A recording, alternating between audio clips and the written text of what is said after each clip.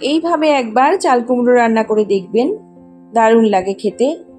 যারা চাল কুমড়ো অপছন্দ করেন তাদেরও ভালো লাগবে আশা করি। এখন বাজারে প্রচুর চাল কুমড়ো, একবার এইভাবে রান্না করে দেখুন, খুব ভালো হয় খেতে। নমস্কার বন্ধুরা, সুদীপার রকমারি চ্যানেলে আপনাদের সবাইকে স্বাগত। আজ আমি আপনাদের করে দেখাবো চাল কুমড়োর শিংড়ি। কিভাবে আমি করেছি চলুন করে দেখাই। এর জন্যে আমি একটি চাল কুমড়োকে এইভাবে দেখুন খোসা ছাড়িয়ে চাঁদের মতো কেটে নিয়েছি প্রথমে। তারপর এইভাবে আস্তে আস্তে সরু করে একটা দিক কেটে নিতে হবে। দেখুন আমি কিভাবে কাটছি, যতটা সরু করা যায় সেভাবে কেটে নিতে হবে। বটিতেই কাটতে হবে, ছুরিতে কিন্তু এটা কাটা যাবে না। তারপর আমি একটা পাশ উল্টে নিলাম। দেখুন আবার এই পাশটা আমি একটু ব্যাকা করে কেটে নিচ্ছি। ঠিক এইভাবে কেটে নিতে হবে যতটা সরু করা যায়। এটাই হচ্ছে চাল কুমড়োর শিংড়ি কাটা। এইভাবে শোলা কচুর শিংড়ি কেটেও রান্না করা যায়। আমার চ্যানেলে শোলা কচুর শিংড়ি রান্নাও দেওয়া আছে।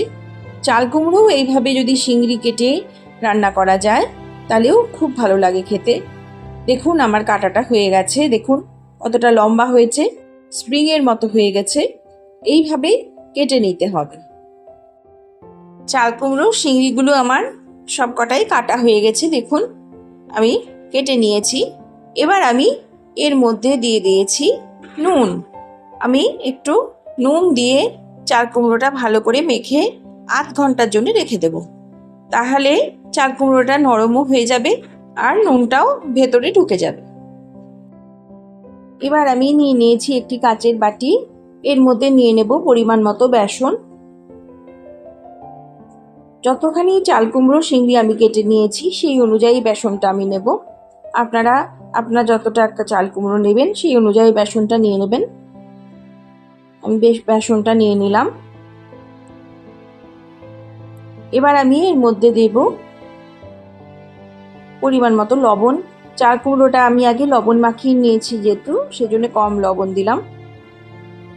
দিলাম অল্প একটু হলুদ। আর আমি দেব এখানে হাফ চামচের মতো হিংটা এখানে কিন্তু দিতে হবে, দিলে এটা খেতে বেশি স্বাদ হয়। অল্প একটু হিং দিয়ে দিলাম।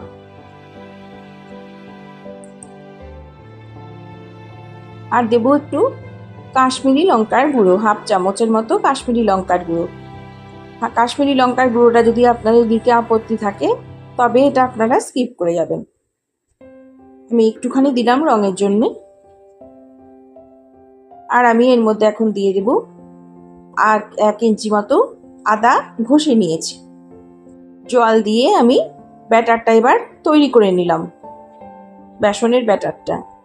এবার আমি ব্যাটারটার মধ্যে দিয়ে দেব অল্প একটু সর্ষের তেল। আমি ভাজাগুলো যেহেতু সর্ষের তেলেই ভাজবো সেই জন্যে ব্যাটারটা আমি সর্ষের তেলেই গুলে নিলাম। আমার ব্যাটারটা তৈরি হয়ে গেছে।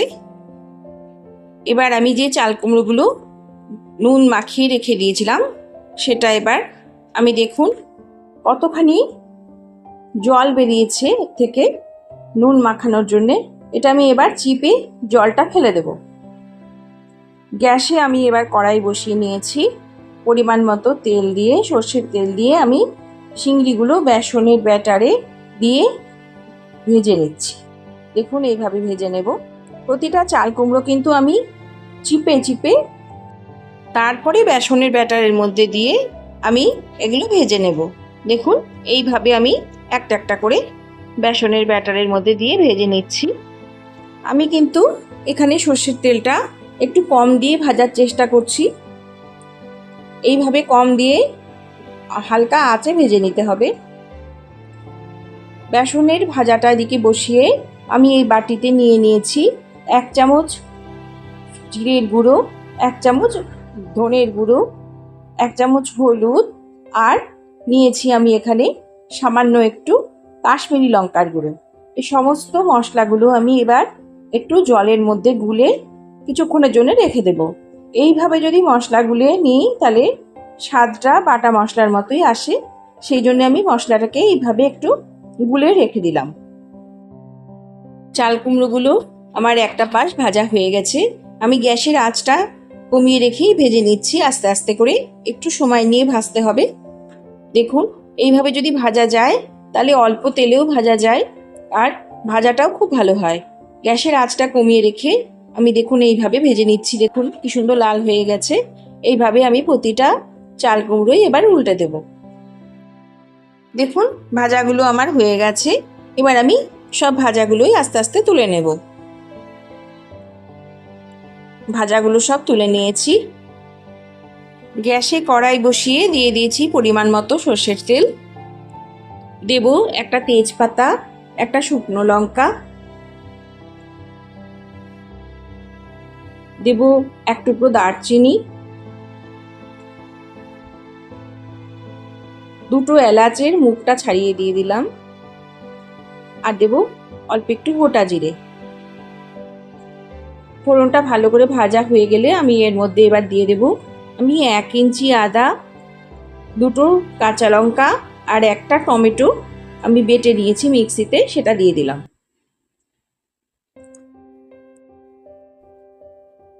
ভালো করে মিশিয়ে নিয়ে আমি এর মধ্যে এবার দেব যে মশলার গুঁড়োটা আমি রেখে দিয়েছি ভিজিয়ে জলে, সেই মশলার গুঁড়োটা, সেই পেস্টটা গুঁড়োর আমি এবার এর মধ্যে দিয়ে দিলাম।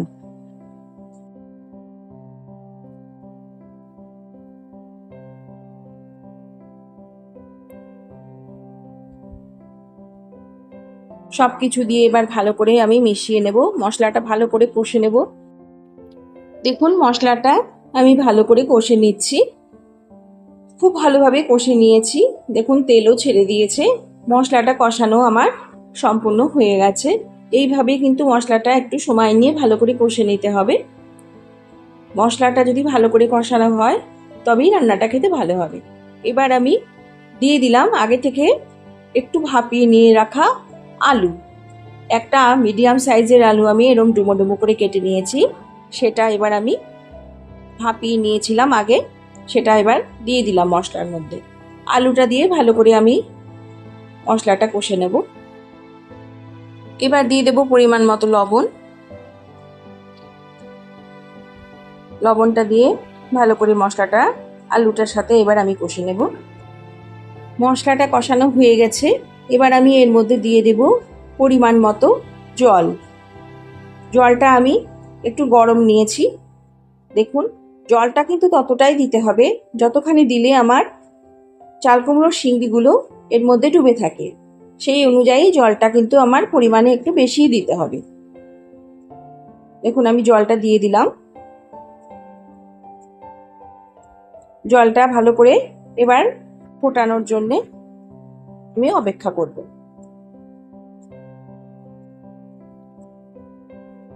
দেখুন জলটা ভালো করে ফুটে গেছে। এবার আমি এর মধ্যে দিয়ে দেব গরম মশলার গুঁড়ো।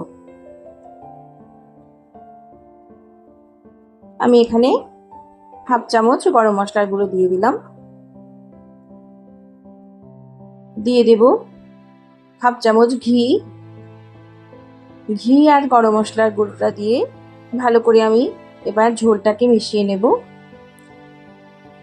দেখুন ঝোলটাও আমার ঘন হয়ে এসেছে। এই পর্যায়ে আমি এবার গ্যাসের আঁচটাকে কমিয়ে নিয়ে দিয়ে দেব চাল কুমড়োর ভাজা শিংড়িগুলো।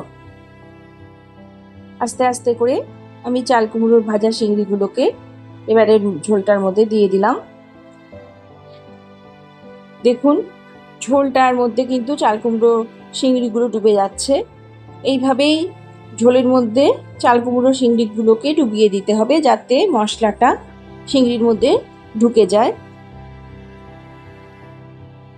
দেখুন চাল কুমড়ো শিংড়িগুলো কিন্তু সবকটাই ঝোলের মধ্যে ডুবে আছে। এইভাবেই সবকটা চাল কুমড়ো শিংড়ি আমি দিয়ে দেব।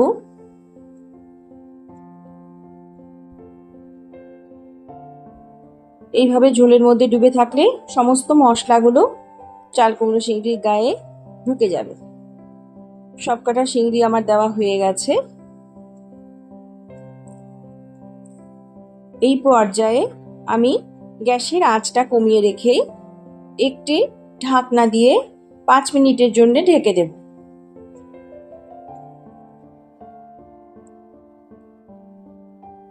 ঢেকে দিলাম। 5 মিনিট বাদে আমি ফিরে আসব। দেখুন চিংড়ি আমার সম্পূর্ণ তৈরি হয়ে গেছে। আমি কড়াই থেকে বাটিতে নামিয়ে নিয়েছি। দেখুন দেখতেও কি সুন্দর হয়েছে। এবার আমি সার্ভ করে দেব। দেখুন কি সুন্দর গোটা গোটা আছে, দেখতেও খুব সুন্দর হয়েছে, খেতেও অসাধারণ হয়। এইভাবে আপনারাও চাল কুমড়ো চিংড়ি বাড়িতে একবার করে দেখবেন, ভীষণ ভালো লাগে খেতে। একটা যদি এই চাল কুমড়োর চিংড়ি থাকে তবে সম্পূর্ণ ভাতটাই খাওয়া হয়ে যায়, অসাধারণ খেতে হয়। এতক্ষণ যে সমস্ত বন্ধুরা আমার সাথে রয়েছেন তাদের জানাই অসংখ্য অসংখ্য ধন্যবাদ।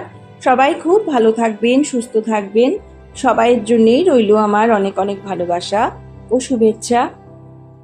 আমাকে এইভাবেই কমেন্টের মাধ্যমে আপনারা উৎসাহিত করে যাবেন। আপনাদের ছোট ছোট কমেন্টগুলো আমাকে খুব উৎসাহিত করে।